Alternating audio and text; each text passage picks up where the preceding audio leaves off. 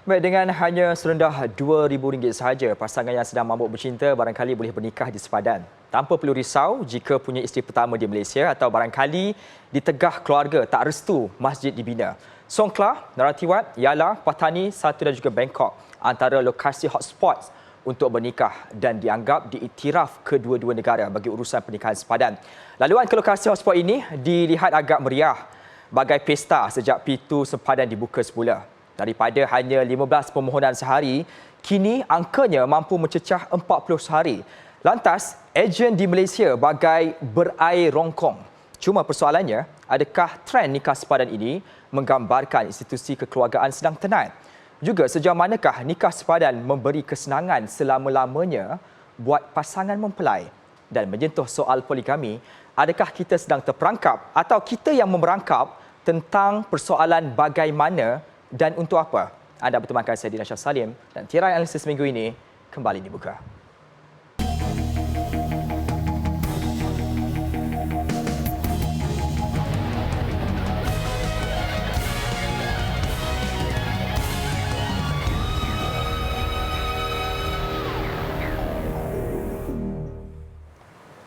Assalamualaikum dan salam sejahtera. Kahwin di sepadan, mudah atau mudarat, dua individu sudah pun bersedia bertemankan saya membicarakan isu yang terus mendapat tempat dari kalangan masyarakat sejak bertahun-tahun lamanya. Di hujung sana iaitu saya perkenalkan dia Tuan Muhammad Sharafi Muhammad Saleh, merupakan pengurusi syariah dan juga perunding keluarga Islam. Dan di sebelah yang dekat dengan saya ini Datuk Dr. Halina Siraj, perunding motivasi juga pengasas akademik Dr. Har. Assalamualaikum, terima kasih sudi hadir bersama dengan analisis. Saya kira korumnya cukup baik kerana bukan hanya lelaki sahaja, wanita juga kami bawakan dalam forum kali ini. Walau bagaimanapun, sebelum kita berbincang tentang perkara ini, ada pendedahan yang kami bawakan kepada anda berhubung tentang situasi kahwin di sepadan yang kami bawakan dan kami analisis secara lebih mendalam dengan salah seorang ejen yang menawarkan perkhidmatan ini. Saksikan. Susulan isu nikah di sempadan hangat diperkatakan baru-baru ini, kami telah mendapatkan satu khidmat agensi kahwin di Selatan Thai untuk memperoleh maklumat secara terperinci mengenai isu tersebut. Menurut wakil agensi Muhammad Haris Fadilah, permintaan untuk berkahwin di selatan Thailand telah meningkat sehingga 30 permohonan sehari. Permohonan untuk booking lah sentiasa meningkat. Terutamanya yang terkini lah, selepas ada isu-isu tertentu yang melibatkan orang-orang tertentu. Jadi kami di pihak Abu Norma Agensi ni mohon maaf yang cakap memang sentiasa dapat permintaan yang banyak lah begitu. Nak kata permintaan yang tinggi itu malu nak sebut, tapi permintaan itu sentiasa ada. Melihat di kedutaan sendiri pun, di kedutaan Malaysia di Songkla, setiap hari tidak kurang daripada 30 pasangan datang untuk mendaftarkan. Itu bukan agensi saya, dirangkum setiap hari, bayangkan. Minimum 30 pasangan untuk membuat pengesahan di setiap 5 wilayah. Tambahnya lagi, pasangan yang mereka kendalikan untuk berkahwin di sana mempunyai masalah yang berlainan selain isu poligami, seperti isu anak tidak sah taraf, warga emas, kanak-kanak bawah umur dan lain-lain. Bernikah di Thailand, berbagai-bagai alasan dan berbagai masalah yang mereka hadapi. Sebab itu mereka memilih jalan terakhir di Thailand, menikah di Thailand. Mungkin kerana mereka poligami. Mungkin mereka wali enggan, wali tiada, warga asing. Dia banyaklah, dia bukan satu. Tapi almost perkara inilah banyakkan poligami dan juga warga asing. Yang ketiga, wali enggan ataupun wali itu tak ada. Jadi nak proses di jabatan-jabatan tertentu di Malaysia mengambil masa yang lama, proses yang lama. Ada yang peringkat umur serendah belasan tahun hingga yang sampai senior citizen. Mereka ni anak sah taraf. Tapi bila pergi ke satu-satu tempat tertentu, saya tak maksudkan di mana dan siapa, hingga mereka terpaksa disuruh buat pengakuan anak tak sah taraf. Itu berlaku. Hingga kalau tak mengaku begitu, kami tak akan uruskan pernikahan puan. Remaja bawah umur ada, tetapi pihak majlis agama di sana kebanyakan mewajibkan penjaga ataupun ibu dan ayah tu hadir. Paling tidak salah seorang, ibu ataupun ayah. Pasangan warga senior citizen. Ini pun saya hadapi juga. Mereka mengadukan saya, takkanlah kami dah tua-tua ni nak kena ambil test HIV. Takkanlah kami tua-tua ni pergi kursus lagi. Jadi perkara itu menyebabkan mereka yang dah umur 60 dah nak kata pupu panggil rumah pergilah kata.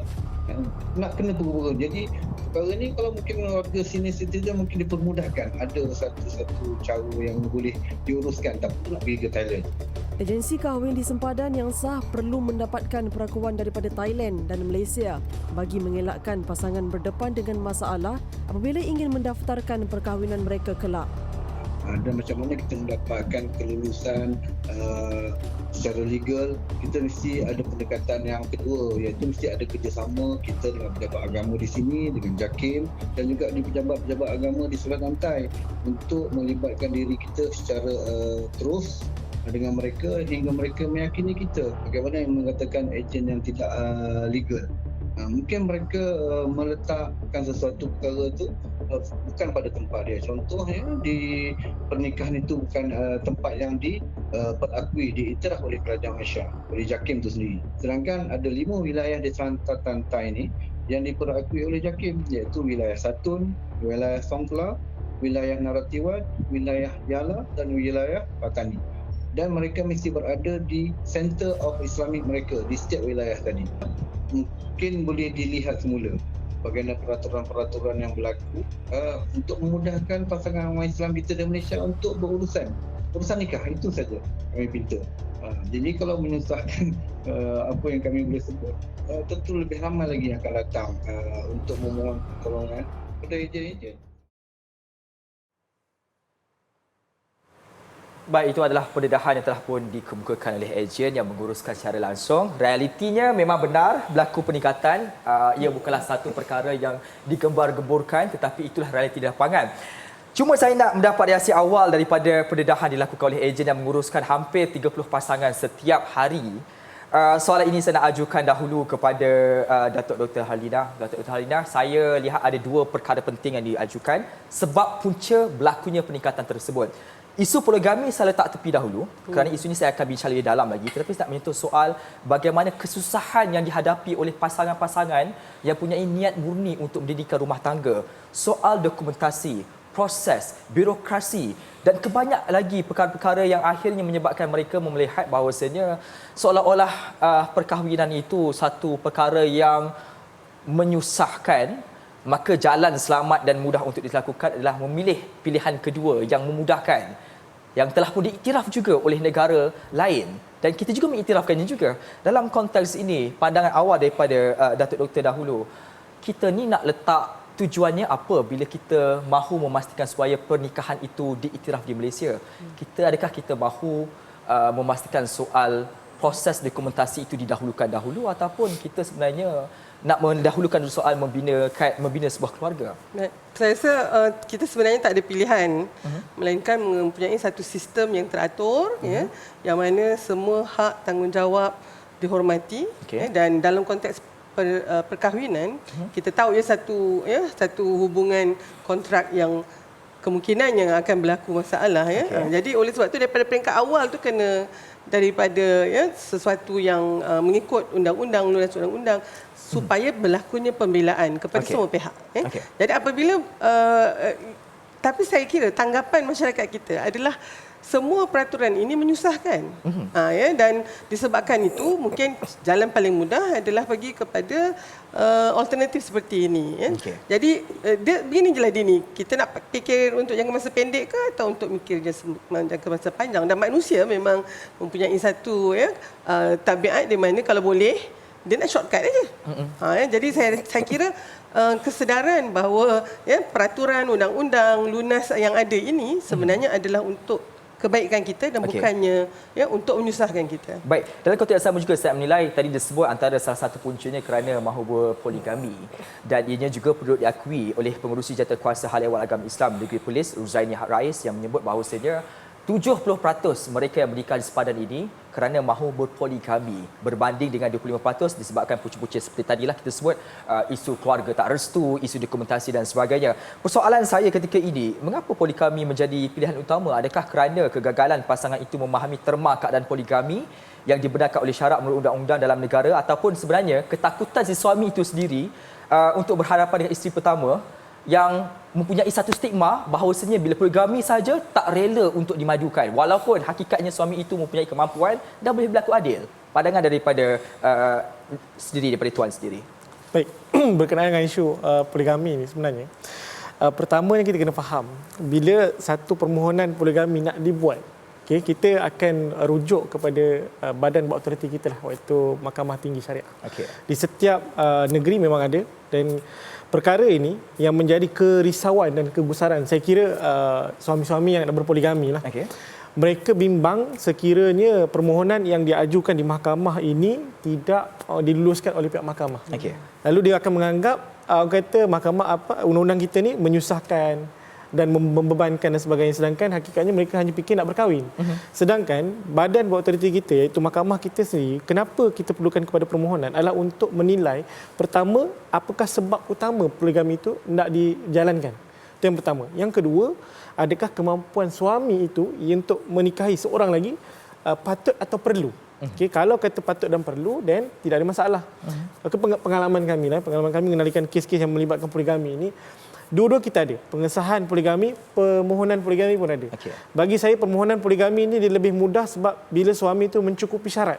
Syaratnya adalah yang pertama dia boleh mengadili isteri dengan baik, maknanya memberi nafkah zahir dan batinnya dengan baik dan sebagainya. Kemudian dari sudut tanggungjawab dia sebagai suami, dia boleh berjalankan dengan baik. Dia bermasalah dengan isu yang pengesahan poligami ini tadi. Okay. Kita rujuk VT tadi, dia ada masalah berkenaan dengan takut isteri pertama dan sebagainya. Sebenarnya bukan isu tu. Isu takut isteri pertama ni sebagai yang kata sebab nak melarikan diri daripada undang-undang. Okay. Berkata undang-undang ni dibuat adalah untuk mengharmonikan ataupun menjaga masalah ke semua pihak. Okay. Bukan satu pihak saja. Bukan pihak saya, bukan pihak Prof saja, tapi pihak semua sekali. Tapi bila orang tu merasakan undang-undang itu tidak kena dengan dia punya selera, dia merasakan bahawa itu adalah satu perkara yang akan membebankan dan menyusahkan kita. Okey, baik. Saya tertarik dengan jawapan ini. Meskipun bahawasanya undang-undang itu dilakukan bertujuan untuk menjaga pihak-pihak, syarat seperti saya sebut di awal tadi, syarat itu telah pun dipenuhi oleh seorang pemohon ataupun suami tersebut. Tetapi kalaulah diakui oleh mahkamah kemampuan itu ada, keadilan itu boleh dilakukan berdasarkan kepada kemampuan yang telah pun diberikan. Tetapi penolakan daripada seorang isteri pula, adakah wajar untuk kita memberikan penolakan seorang isteri pertama itu sebagai sebab utama permohonan itu harus dihalang? Pandangan daripada doktor? Okey, kita bercakap tentang poligami ini, dianya memang satu isu malas segar, malas hijau. Okay? Dan saya bercakap tentang ini dah 20 tahun. Bagaimana kita nak berbincang tentang satu masalah yang rumit, yang mana satu pihak memang nak sangat, sementara satu pihak lagi memang tak mahu. Jadi dan ini memang satu yang fitrah sebenarnya. Kalau orang lelaki, kita tanya nak kahwin tak? Dia tak ada. Itu tak normal. Dan kalau misalnya orang perempuan pula, kita kata... nak tak suami berkahwin seorang lagi? Dan itu pun tak normal juga. Ya. Jadi bagaimana kita nak berada di dalam satu situasi yang harmoni, ya, dan disebabkan itu, ya, pandangan seorang isteri itu, khususnya isteri sedia ada, memang wajar untuk kita pertimbangkan, kerana perkahwinan suami itu akan mempunyai impak kepada kehidupan dia dan anak-anak. Okay.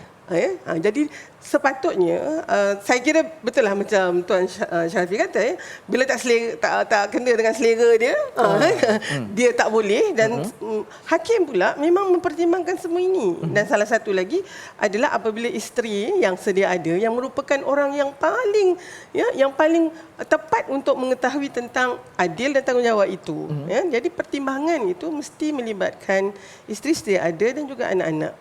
Okey, saya tertarik dengan keadaan normal tak normal sebab tadi apabila kita bercakap soal pemikiran dan kehendak manusia itu. Kalau lelaki kata tak nak berpoligami, macam tak normal lah kan. Begitu juga bagi si isteri. Saya nak merujuk kepada surah An-Nisa ayat ketiga yang memperjelas tentang hukum berpoligami, dan ada peringatan diberikan tentang keadaan berpoligami ini, soal keadilan yang perlu diletakkan. Bagi dia juga berpoligami, tujuannya tidak lain tidak bukan penyatuan ummah dan banyak lagi perkara-perkara yang positif dilakukan dalam konteks ini. Dan dia tidak dilakukan secara sorok-sorok. Saya nak berbaik bagaimana situasi yang berlaku ketika ini. Asas poligami itu sebenarnya dibenarkan dalam Islam itu sendiri. Dia tidak haram, tidak berdosa, tetapi persoalannya, mengapa ada pihak yang mengambil jalan berpoligami secara sorok-sorok sehingga mereka terbang ke negara sepadan untuk bernikah? Adakah puncanya kerana kita terperangkap dengan stigma poligami itu salah kerana melihat tiada istilah adil dalam berpoligami itu wujud? Pandangan daripada Datuk.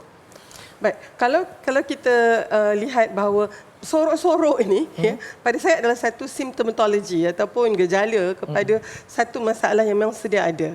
Kalau seorang suami berbawa, mampu berkomunikasi, berbincang, dan memang jelas dari sudut keadilannya, saya rasa isteri boleh mempertimbangkan.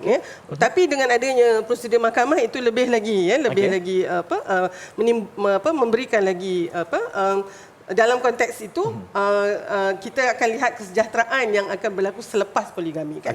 Tapi kalau seorang tu tahu dia sebenarnya tidak adil, isteri yang ada ni pun tak dididik, anak-anaknya pun tidak, dan mungkin ada masalah, dan masalah ni ini ala P.Ramlee lah kan, orang 2-3 bila tak ni kahwin yang kedua, bila yang kedua kahwin yang ketiga.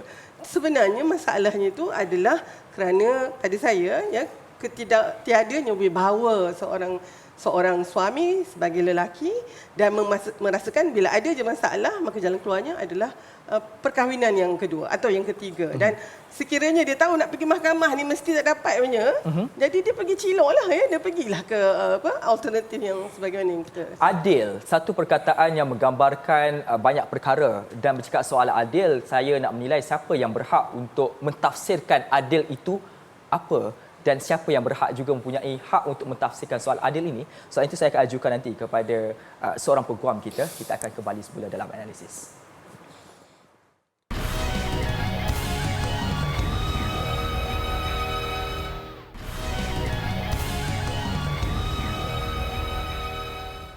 Baik, isu berkaitan tentang nikah di sepadan dan isu poligami adalah bagai isi dengan kulit. Tidak boleh dipisahkan dan sangat dekat kerana itu antara penyumbang besar berlakunya kes nikah di sepadan. Dalam konteks ini tadi kita bercakap soal keadilan tersebut.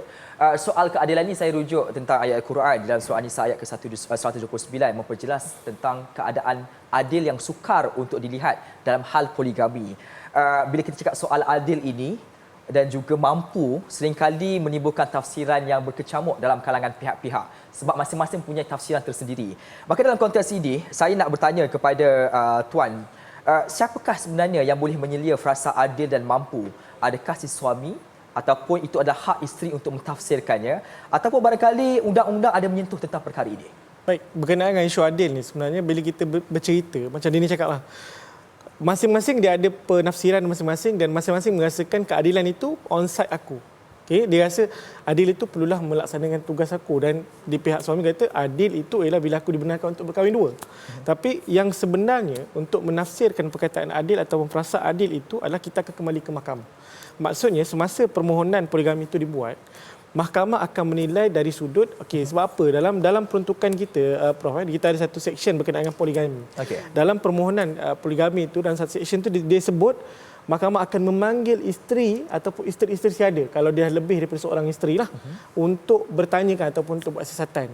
Siasatan ni dia bukan siasat macam kita pergi kepada polis, tidak. Dia siasat ni dia akan tanya dari sudut pelaksanaan tanggungjawab suami dalam tempoh perkahwinan itu, adakah suami melaksanakan dengan betul ataupun sebaliknya. Dari situlah mahkamah akan menafsirkan adakah suami ini seorang yang adil dan adakah isteri ini seorang yang menjalankan tanggungjawabnya sebagai seorang isteri. Jadi bila segala aspek itu dipenuhi, jadi apa sebab lagi untuk mahkamah tidak membenarkan perkahwinan itu dijalankan. Jadi sebab itulah kita sebagai mahkamah undang-undang pun kita akan nasihatkan janganlah pergi ke sempadan ataupun kahwin di luar negara tanpa melalui proses yang betul. Sebab tajuk kita pun mudah atau mudarat. Jadi kalau tanya saya, mudahnya di awal, mudaratnya akan datang kemudian. Itu yang kita takut tu. Okey, baik, Cik, dalam konteks ini juga soal adil itu seringkali dilihat dalam konteks lelaki khususnya, soal adil dalam memberikan nafkah, khususnya nafkah harta. Sudah ada gaji yang berpuluh ribu mengatakan sudah cukup untuk memasang 2 dan 3. Kita nak menilai soal adil itu secara lebih meluas. Datuk, dalam rumah tangga, adakah semata-mata memberikan nafkah harta sudah memadai untuk menilai soal keadilan itu wujud dalam sebuah keluarga? Tentu sekali tidak. Sebab di situ kita lihat bahawa antara tanggungjawab suami dan isteri adalah untuk memberi kasih sayang, untuk memberi rasa selamat, untuk menghormati satu sama lain. Poligami ni kita tengok, terutamanya yang bersembunyi-sembunyi dan menyorok ni, beberapa tahun barulah isteri tahu. Bila isteri tu dapat tahu, isteri sedia ada, dia perasaan itu dibohongi, dipinggirkan, dikesampingkan, dan rasa tidak dihormati itu kan. Jadi mungkin orang lelaki mungkin rasa benda itu tak berapa tak apa. Itu sebabnya nasihatnya Dini adalah kahwin je dulu kan.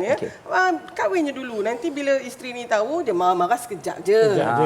Saya rasa itu satu nasihat yang sangat tidak bertanggungjawab dan sangat tidak sensitif dan peka terhadap perasaan isteri, anak-anak. Saya dalam satu kajian tunjukkan, bukan satu je Dini, banyak kajian, anak-anak yang ibu bapanya berpoligami dan seterusnya menghasilkan polimik ini memang sangat terkesan.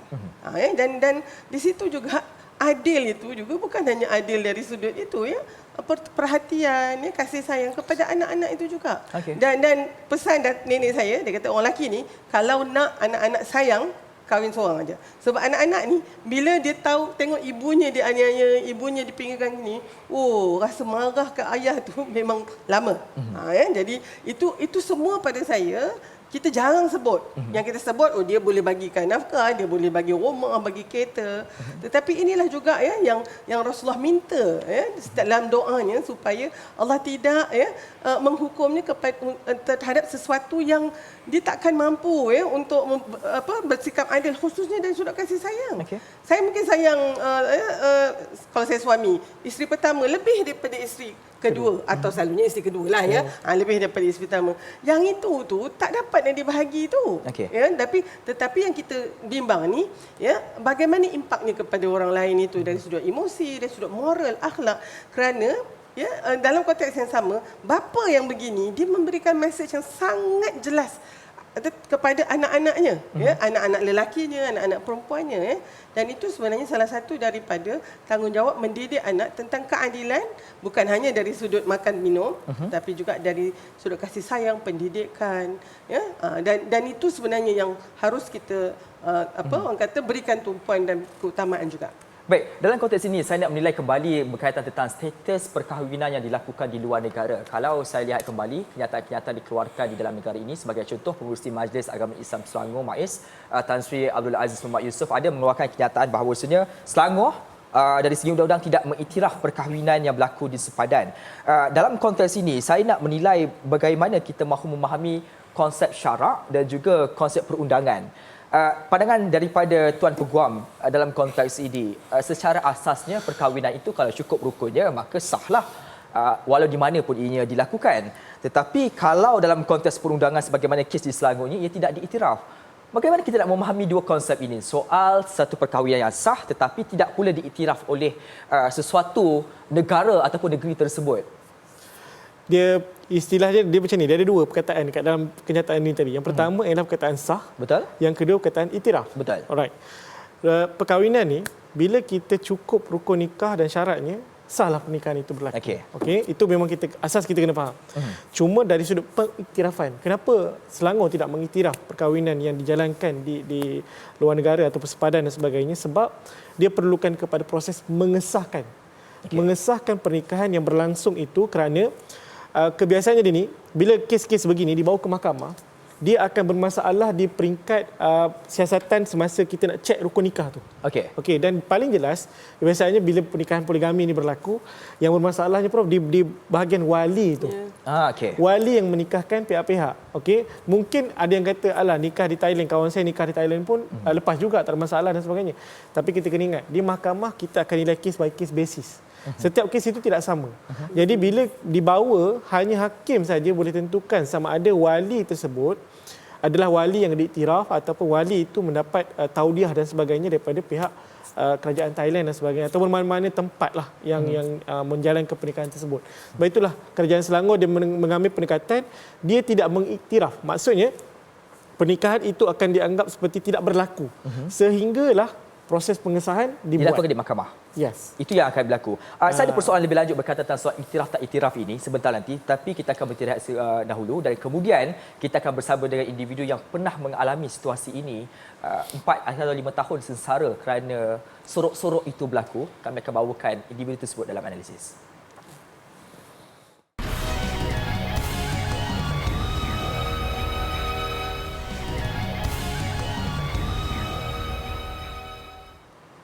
Baik, kembali kepada analisis. Saya nak terus bersama dengan individu yang pernah melalui fasa yang baginya amat menggelapkan apabila pasangannya pada ketika itu main sorok-sorok dengannya, difahamkan lebih daripada 4 tahun. Dan saya nak bersama dengan beliau ketika ini secara panggilan telefon. Assalamualaikum. Saya gelar namanya sebagai nama semarak itu Puan Siti. Puan Siti, boleh dengar suara saya? Ya, saya dengar. Puan Siti, mungkin boleh kongsikan kepada penonton analisis ketika ini apa yang sebenarnya terjadi ketika itu, berapa lama tempoh permainan sorok-sorok itu dilakukan dan bagaimana sebenarnya Puan Siti menyedari modus operandi bekas suami tersebut? Okeylah. Saya bermula daripada dia ada cakap dia ada kenal seorang ibu tunggal ni, anak seorang kan. Dia kata dia ingin nak ambil dia itulah individu tu sebagai isteri dia. So saya pun cakap dengan keadaan kami tak mampu, jadi tak layaklah untuk kami berpoligami kan. Tak mampulah. Ya, fahamlah dari segi tak mampu tu sana. Jadi selepas lamalah juga sorok-sorok, jalan-jalan, saya jumpa dalam handphone ni semua kan. Gambar dia orang jalan apa semua. Saya jumpa SMS dia orang semua masih berkawan lah. Dia blok tapi dia buka balik kan. Satu hari tu sampai ke tahap saya dah macam rasa tak jadi kot. Macam tu lah. Tak jadi kot dia kahwin. Tapi satu hari tu dia hilang selama 4 hari. Kan? Dengan keadaan yang sebelum tu saya dah pergi ke pejabat agama. Saya dah minta nasihat pejabat agama yang mengatakan yang dia tak mampu. Dia tak boleh berpoligami lah. Kan saya dah bagi tahu lah kat pejabat agama semua. Dan sesi kaunseling tu berjalan, dia tak datang.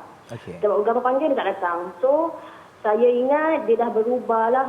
Kan, dia dah ke arah macam dah melupakan. Satu hari tu, dia hilang selama 4 hari. Perempuan tu pun hilang selama macam tu juga. Bila saya telefon family dia cakap dia pergi bercuti dengan kawan-kawan. Dan keadaan dia, keuangan dia tak kukuh macam tu pun, dia pergi lari ke Siam, dia orang nikah. Dia orang nikah, benda tu berjalan selama 4 tahun dia tipu saya. Okey. Dia tak tidur waktu malam lah, waktu siang dia habiskan masa kat sana. Bila saya tanya dia kerja tak, dia kata dia buat income sendiri lah kan, dia kata slow apa semua kan. Okey lah, tak apa, sebab saya sendiri pun ada income, saya pun menjaga jugalah. Sampai satu tahap tu bila dah kantoi, dia mengakulah akhirnya. Dia dah nikah dengan perempuan tu. Selepas mendapat pengakuan daripada suami tersebut, tindakan pertama diambil oleh Puan sendiri. Adakah Puan terus memfailkan perceraian, permohonan perceraian, mahu bercerai ataupun ada wujud perbincangan antara pihak-pihak? Saya memang tak berterima. Dan perempuan tu pun saya pun marah maki saya call, saya marah perempuan tu kenapa dia orang nikah juga sedangkan saya tak bagi, dia tak mampu. Saya cakap macam tu. So dia orang masih lagi berdegil. Jadi benda tu, isu tu berpanjangan sampai satu hari tu selepas daripada satu insiden berlaku. Satu insiden berlaku ke atas bekas suami saya. Okey. Setahun dia sakit, saya jaga dia. Dan saya tak bagi pihak sana pun jaga. Saya jaga dia sampai dia pulih sikit lah. Dan bila dia dah pulih macam tu, dia bawa saya ke mahkamah syariah sebab saya tak boleh terima poligami ni. Kan? Dengan keadaan saya yang masa tu kena anxiety yang teruk. Tak boleh berfikir. Dia lepaskan saya dengan talak 1. Di pejabat agama. Okey, satu soalan paling besar saya nak bertanya kepada Puan. Dalam tempoh mereka sudah pun menjadi pasangan suami dan isteri tanpa pengetahuan daripada Puan, adakah bekas suami Puan ketika itu menjalankan tanggungjawabnya dengan baik kepada Puan? Tak ada. Tidak. Saya kena cari rezeki sendiri. Saya kena cari duit sendiri dan saya setiap hari bergaduh dengan dia. Hidup saya tak aman lah, senang cakap. Selama dia kantoi tu, senang saya cakap, semenjak dia kenal perempuan tu, rumah tangga kami memang tak pernah aman lah. Saya pun tak boleh terima apa yang dia buat pada saya dan dia tetap bertegas dengan perempuan tu. Sampai sekarang lah dia macam sikap dia tak pernah berubah. Baik. Dia dah lepaskan saya, lepas macam tu je. Tak ada apa-apa yang ditinggalkan lah. Baik. Terima kasih Puan Siti atas perkongsian ini. Satu perkongsian yang bakal memberi pengajaran kepada kita masyarakat Malaysia. Ada anak tak? Saya nak bertanya, ada anak ataupun tidak? Saya dah anak 3 orang. Anak 3 orang. Baik, terima kasih sekali lagi atas perkongsian ini. Datuk Doktor, satu kisah yang saya nak tanya ini, adakah ini satu kisah biasa didengar dalam kalangan masyarakat? Modus operandi yang sama seringkali dilakukan oleh para lelaki seperti ini? Saya sebagai seorang wanita, seorang ibu, seorang isteri, kisah begini sangat meruntun. Dan saya rasa sepatutnya kita panggil suami dia tu hari ini untuk kita nak dengar kenapa dia buat macam tu. Betul. Kan? Saya rasa Puan Siti memang patutnya kita cari suami ni yang untuk kita tanyakan kenapa dia melakukan itu. Pada saya, pandangan saya ini, buat masa ni lelaki yang melakukan ini, dia orang just orang kata dibiarkan begitu aja. Kita patut bertanggungjawabkan kenapa dia orang buat macam tu. Sampainya lah hati kan ibu kepada 3 orang anaknya ini semua saya ting sebab inilah dia yang akan berlaku impaknya Satu dari sudut kesihatan mental dari sudut perceraian. Puan Siti diceraikan oleh suaminya. Saya tak dengar yang dia minta cerai begitu, tidak. Dia dan 3 orang anak ni saya yakin mesti terkesan. Jadi boleh tak agaknya kita mengambil satu pendekatan yang lebih adil terhadap semua yang terlibat ini. Dan tentu sekali wanita yang berkahwin ini pun saya pun tak ada terfikir macam mana wanita yang boleh berkahwin dengan seorang lelaki yang menipu isteri pertama dia. Apa jaminan pula suami ni nanti tuan tak akan menipu dia pula kan. Jadi saya rasa kita semua kena, ianya tidak akan berlaku kalau misalnya kita semua berada pada tahap kesedaran yang tinggi, ilmu yang betul-betul menyuluh. Ini semuanya adalah, tapi minta maaf nak katalah, ini berpunca daripada, saya bukannya male bashing ni begini, tetapi saya rasa poligami yang sebenarnya diharuskan oleh Islam untuk pembelaan, untuk penyatuan ummah tadi, sebenarnya menjadi begini kerana dia dipraktikkan oleh lelaki yang tidak sepatutnya mempraktikkan poligami. Baik, dalam konteks yang sama, kerana kita bercakap sudah ada satu kes realiti dan bagaimana respon diberikan oleh isteri kedua sebentar tadi dalam kes seperti ini, saya nak bertanya kepada Datuk Doktor sendiri. Kita seringkali melihat isu poligami ini akhirnya kepada lelaki itu yang menjadi punca segala-galanya. Saya tak nak tinggalkan juga wanita kedua tersebut di dalam perhubungan ini. Pandangan daripada Datuk Doktor sendiri, pendekatan yang perlu diambil oleh wanita kedua tersebut apabila sudah tahu pun seorang lelaki yang sedang didatingkan itu adalah seorang suami orang dan pula diajak pergi berkahwin di luar, tindakan mengiyakan adakah wajar untuk dilakukan oleh wanita? Saya tidak mempunyai jawapannya. Dan itu mungkin lagi satu lagi pihak yang harus kita tanyakan tapi selalunya begini jelah Dini tadi kan Dini awal-awal kata mabuk cinta ataupun dan dalam hubungan bila kita dalam romantic phase semuanya cantik jadi ketika itu kita tak nampak semua ni, tetapi kalau ikut Profesor Susan Campbell, lepas tu adalah fasa perebutan kuasa. Dan pada saya, rumah tangga berpoligami mempunyai isu yang sangat rumit apabila mereka sampai pada fasa ini, perebutan kuasa ini. Dan dalam konteks ini bukan hanya perebutan kuasa antara seorang isteri dengan suami, tetapi ada juga seorang lagi isteri kedua contohnya. Jadi itu semua sebenarnya menyebabkan rumah tangga yang sebenarnya mungkin sudah rapuh ditambah dengan satu lagi rumah tangga yang juga bermula dengan kerapuhan, dan saya rasa itu nanti yang akan menyebabkan impaknya itu kita bimbanglah akan melibatkan terlalu ramai pihak-pihak yang terlibat yang terkesan di dalam keluarga. Pihak-pihak yang terkesan ini saya nak berbalik kepada sebelum kita berteriak sebentar tadi soal tidak diiktiraf itu. Saya nak bertanya dengan Tuan Peguam, kalau suatu perkahwinan di luar itu tidak diiktiraf, maka persoalan paling besar adalah bagaimana status bagi isteri tersebut. Dan status itu kita perlu lihat dia bukan hanya semata-mata soal status tetapi membawa kepada hak sebagai seorang isteri kedua. Kalau ada anak pula, hak bagi anak tersebut. Kesannya bagi mereka ini apabila perkahwinan tidak iktiraf, hak-hak mereka yang terlibat itu adakah terkesan juga nanti? Baik, dari sudut hak ni, perempuan di luar sana yang berada dalam situasi isteri kedua, sekiranya perkahwinan itu tidak diiktiraf, right? Perempuan kena faham, macam saya cakap tadi, perkahwinan itu tidak akan dianggap wujud sehingga dia diiktiraf oleh undang-undang kita. Jadi dari sudut hak diri perempuan, kalau nak meminta isu nafkah diri dan sebagainya, tak boleh. Sebabnya dia tidak dianggap sebagai ada, sehingga rekod itu ada dalam kita punya sistem jabatan agama kita. Dan anak juga hak dia dinafikan. Bila haknya dinafikan, bukan dinafikan dari sudut hukum syarak kalau perkahwinan itu menepati rukun nikah dan sebagainya, tapi dari sudut perundangan. Sekiranya suami itu macam Prof cakap, jenis yang kahwin kemudian tinggal, Prof, dia macam dia pakai baju kan, pakai kejap lepas tu dia dicabut, ditukar lain gitu. So bila isu macam tu akan menyebabkan isteri yang sedia ada ataupun isteri yang baru nanti akan ada masalah dari sudut hak dia. Saya suka nak nasihatkan ini kepada isteri-isteri yang berada di luar sana.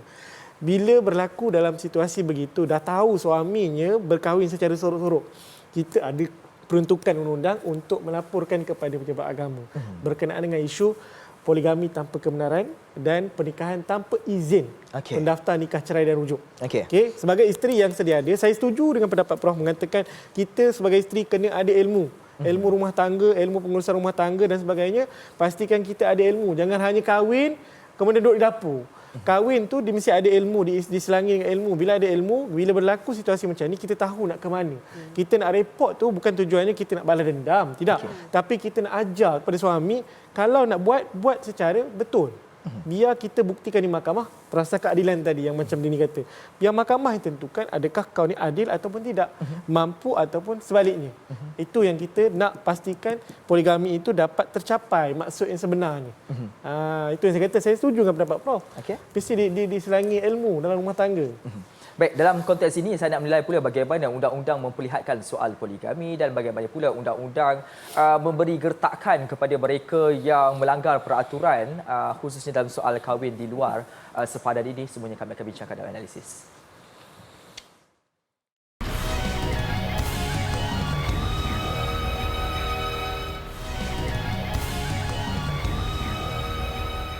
Baik saudara, kita nak menyelesaikan ataupun setidak-tidaknya mencari jalan keluar bagi peningkatan isu nikah di sepadan ini. Saya nak menilai bagaimana peruntukan undang-undang sedia ada.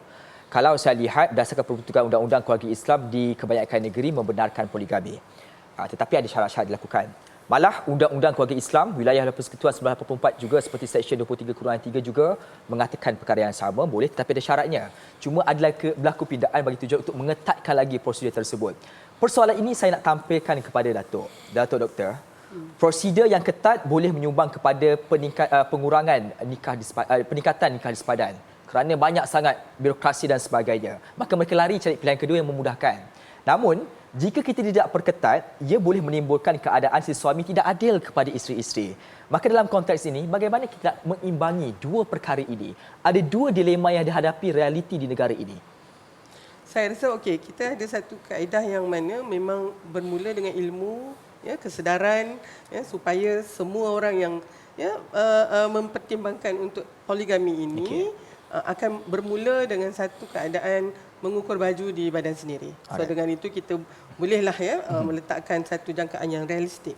Katalah keadaan-keadaan tertentu, biasalah mungkin isteri juga memberikan satu tentangan yang sangat hebat contohnya kan. Jadi di situ perlu ada banyak ruang negotiation atau negosiasi yang mana kalau katalah memang nak berpoligami pun apakah syarat-syaratnya, itulah yang nak dinikan oleh hakim di mahkamah supaya semua hak khususnya isteri dan anak yang sedia ada terbela dan katalah perkara ini apabila mahkamah mengatakan ditolak permohonan itu mesti ada sebabnya kan, dan kalau ianya semuanya memenuhi syarat kemungkinan besar akan diberikan kan. Tetapi bila orang dah tahu dia nak ditolak, maka itu yang dia pergi ke tempat lain dan pada saya dalam konteks yang lebih makro, kena ada koordinasi lah ya di antara dua ya sebab ini melibatkan perundangan ya dan saya rasa sekiranya kerjasama itu boleh ditingkatkan, saya rasa masalah ini maknanya begini, bila dia kesempadan pun susah juga di sempadan tu. Contohnya kan. Jadinya dia tidaklah macam di sini susah, di sini senang, tentu sekali secara biasanya manusia akan pergi kepada yang lebih senang ya. Tetapi beginilah sebenarnya Dini, susah senang itu sebenarnya dia bukannya menyusahkan kita. Tajuk kita kan mudah atau mudarat ya. Dia mungkin jadi mudah tapi mudaratnya dunia dan akhirat. Ya, biarlah ya kita tanya mereka yang betul-betul ikut prosedur. Dia nampak susahlah tetapi akhirnya ya dia akan mengurangkan mudarat dunia dan akhirat. Kena fikir sampai ke situlah. Ya, jadi pada saya itu conclusion saya. Ya. Baik, kita boleh habis lagi. Ada soalan lagi saya nak berikan kepada Datuk Doktor dalam konteks ini, tapi saya nak beralih pula kepada Tuan Peguam kita. Saya nak bertanya berkaitan tentang elemen utama yang akan dilihat oleh mahkamah tersebut dalam soal berluluskan permohonan. Adakah kebenaran daripada isteri pertama menjadi keutamaan dan keperluan mandatori untuk satu permohonan itu diluluskan? Okey, berkenaan dengan isu ni, sebenarnya ni kebanyakan isteri-isteri di luar sana dia ada kesilapan, salah faham sikit. Okey, sebenarnya dia bukan mandatori, Prof. Dia yang utamanya bila suami itu buat permohonan, dia mesti sampaikan dokumen itu ataupun permohonan itu kepada isteri sedia ada untuk isteri tengok. Suami ni nak kahwin dengan siapa? Bila suami nak kahwin dengan siapa, isteri itu adalah rasa orang kata boleh nak siasat dululah bakal madu ni siapa. Jadi bila dipanggil ke mahkamah, masa siasatan dibuat oleh hakim tu, mahkamah bukan tanya isteri setuju tak perkahwinan ni diadakan atau poligami ni dibenarkan. Kalau setuju saya sign. Tidak. Kebenaran itu datangnya daripada hakim. Okey, tapi apa yang diperlukan oleh pihak mahkamah kepada isteri sedia ada ialah mahkamah nak bertanya. Sepanjang dalam tempoh perkahwinan yang dijalankan, contohlah katalah dia dah berkahwin selama 20 tahun. Tahun ke-21 nak berpoligami. 20 tahun tu hakim akan tanya makan minumnya cukup ke tidak, anaknya dibagi makan pakai cukup ke tidak, ataupun dari sudut perubatan benda-benda asas dalam menjalankan tanggungjawab sebagai suami. Okey, nafkah zahir, nafkah batin. Okey. Kemudian selanjutnya ialah lain-lain yang mahkamah rasa fikirkan patut dan wajar. Okey, itu atas penilaian pihak mahkamah. Maknanya bukan pendapat kita ni mengikat semua mahkamah di Malaysia, tidak. Mahkamah di KL begini pandangannya, mahkamah di Selangor begini, mahkamah di Pahang begini. Jadi setiap hakim itu dia ada ijtihad atau pandangan dia. Dan pandangan dia itu dia akan tengok kepada situasi pemohon tu. Bila situasi pemohon yang datang kepada dia dalam keadaan yang okey, dia dah tunjukkan yang dia berjaya menjalankan tanggungjawab suami dengan betul, isteri pun tak ada masalah, datang pun dalam keadaan meredoi permohonan suami, tidak ada masalah, tidak ada isu. Macam Prof cakap, dia mudahnya di awal, di awal, mudaratnya di akhir. Kita nak hilangkan mudarat yang di akhir ni. Kita nak pastikan mudaratnya tidak ada. Sebab itulah tujuannya kita pergi ke mahkamah.